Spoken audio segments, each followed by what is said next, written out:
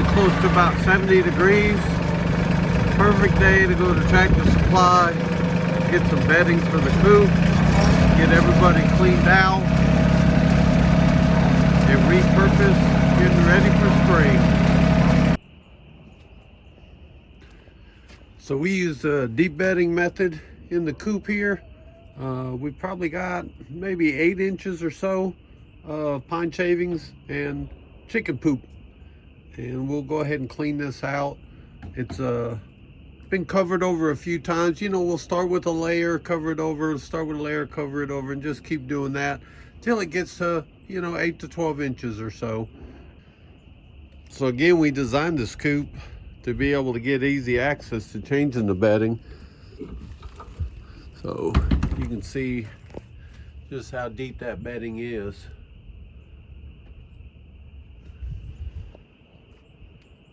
Well, got the tractor here. Let's go ahead and start filling her up. So we got her all cleaned out. What are you doing, Rogue? I think Rogue's wanting to lay an egg. Anywho, still got a pretty good dusting of diatomaceous earth. So I don't normally sweep that out, you know, let that get incorporated with the bedding. That way any bugs that might get in here or whatever wind up to come into its effects. I do have all the nesting pads changed out. Those are the Aspen pads. So we got all those there. I do have to wash our fake eggs because our fake eggs are looking pretty nasty. The chickens, these girls tend to sleep in the wintertime in the nesting boxes. And as you know, a sleeping chicken is a pooping chicken. So winds up being quite a mess. But now that they're coming back in lay, it should get a little bit cleaner inside here, so we shouldn't have to worry about it too much. We're just gonna throw some bedding in that and then get to work on the run. And here we are doing another project while the sun was still out, and that is Mike cleaning the top of our greenhouse. Ooh, that wind. Much better. All right, so he was trying to use our Swifter right there, but it's so flat and hard, it wasn't doing a great job. So he came in and switched out for the mop. A lot better?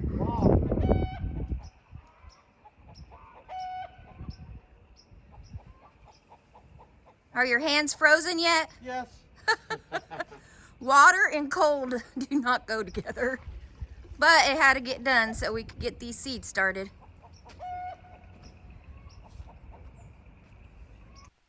And with the greenhouse all finished, it was time to go inside the greenhouse and get our seeds started.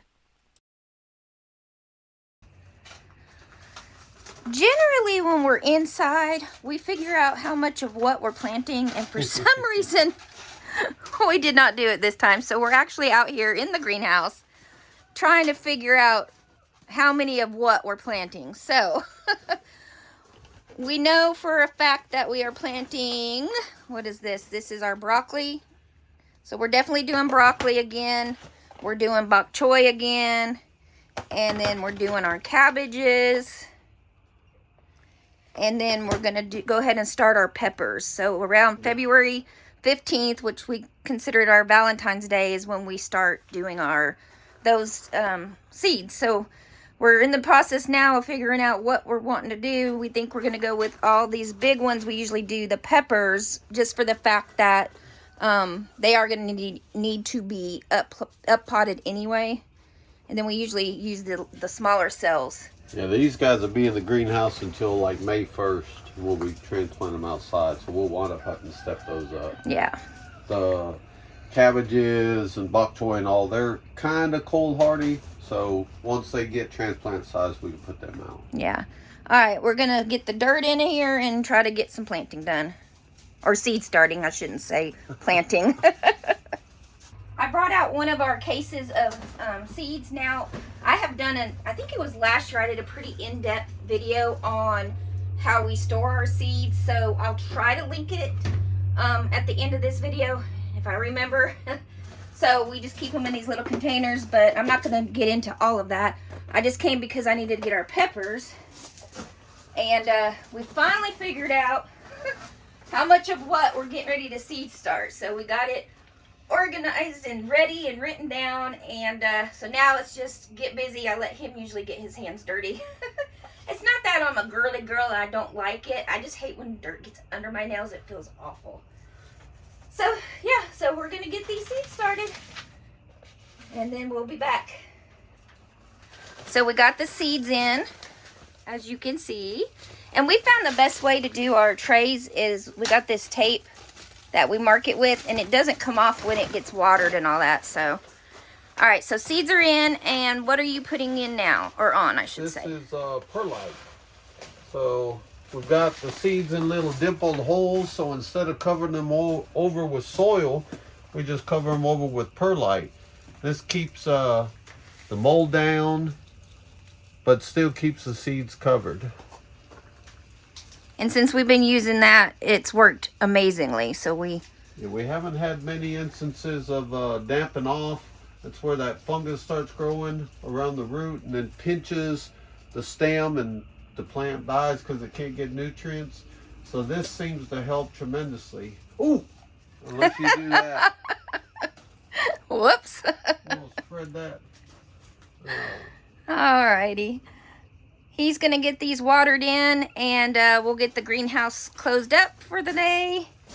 I did not clean like I had planned to, but that's okay. There's more days coming that are going to be cold, and being in the warm greenhouse will work just fine for me. So, all right. Well, thanks for following along with us today. Oh, I forgot to show you the after. Up there. I don't know if you can see it. I'll come up this other way and show y'all. Let me come out here real quick. He's going to get those watered in. So, let's see. I turn y'all slowly. I don't want to make y'all sick. Come up here. And there we go. It's hard to tell, but it's a lot better up on top there. All right. Well, thanks for watching, guys, and we'll see you next time.